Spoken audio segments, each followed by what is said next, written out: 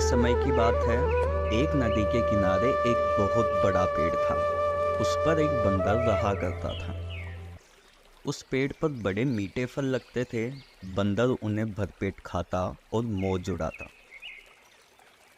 वह अकेले ही मजे में दिन गुजार रहा था। तभी एक दिन एक मगर उस नदी से पेड़ के नीचे आया। तुम कौन हो भाई और यहाँ कैसे आना हुआ? सुबह से घूम रहा हूँ लेकिन खाने को कुछ नहीं मिला। मैं यहाँ खाने की तलाश में आया हूँ। इतना सुनकर बंदर ने पेड़ से बहुत से मीठे फल तोड़कर मगर को खाने के लिए दिए। यह फल तो बहुत ही मीठे हैं। इतने मीठे फल मैंने पहले कभी नहीं खाए। अब मगर हर रोज वहां आता और दोनों मिलकर खूब फल खाया करते। इस तरह बंदर और मगर में दोस्ती हो गई। बंदर भी एक दोस्त पाकर बहुत खुश था। दोस्त, बहुत दिन हो गए। तुम रोजाना आते हो और शाम को चले जाते हो। तुम यहीं क्यों नहीं रुक जाते? हम दोनों साथ रहेंगे और बहुत से मीठे फल खाया करेंगे।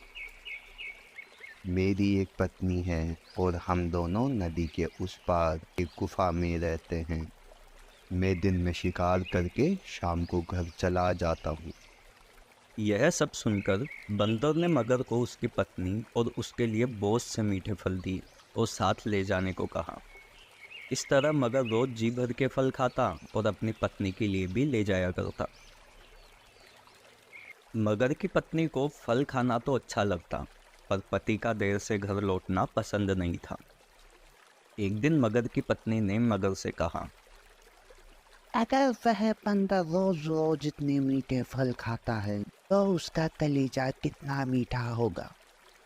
मैं उसका कलेजा खाऊंगी। तुम उसे यहाँ ले आओ।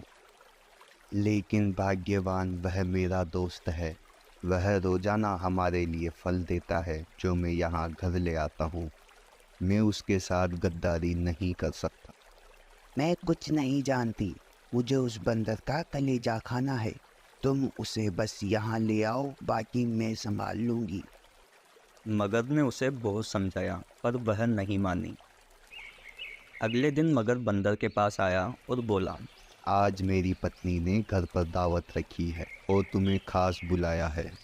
अगर तुम दावत में साथ चलोगे तो हमें बहुत खुशी होगी और इसी बहाने तुम्हारी उससे मुलाकात भी हो जाएगी। हाँ ठीक है, लेकिन मुझे तैरना नहीं आता। मैं नदी के उस पार कैसे चलूँगा तुम्हारे घर तक दावत के लिए? मगरमच्छ बंदर को अपनी पीठ पर बैठाकर अपने घर लाने लगा। नदी के बीच में पहुंचने पर मगर ने बंदर को अपनी पत्नी की कलेजे वाली बात बता दी। दोस्त, मेरी पत्नी आज दावत में तुम्हारा कलेजा खाना चाहती है, इसलिए उसने तुम्हें घर पर बुलाया है। मगर दोस्त, मैं तो अपना कलेजा पेड़ पर ही भूल आया। मैं उसे हिफाजत से पेड़ पर रखता हूँ, इसलिए हमें वापस जाकर कलेजा लाना पड़ेगा। चलो जल्दी चलो, अंधेरा होने वाला है। मगर बंदर को वापस पेड़ के पास ले आया और बंदर छलांग मारकर पेड़ पर चढ़ गया और हंसने लगा। जाओ मूर्ख राजा, घर जाओ और अपनी पत्नी से कहना कि तुम दुनिया के सबसे बड़े मूर्ख हो। भला कोई अपना कलेजा निकाल कर अलग कैसे रख सकता है? बंदर की बात सुनकर मगर को बहुत बुरा लगा और वह अपने घर की ओर लौट गया।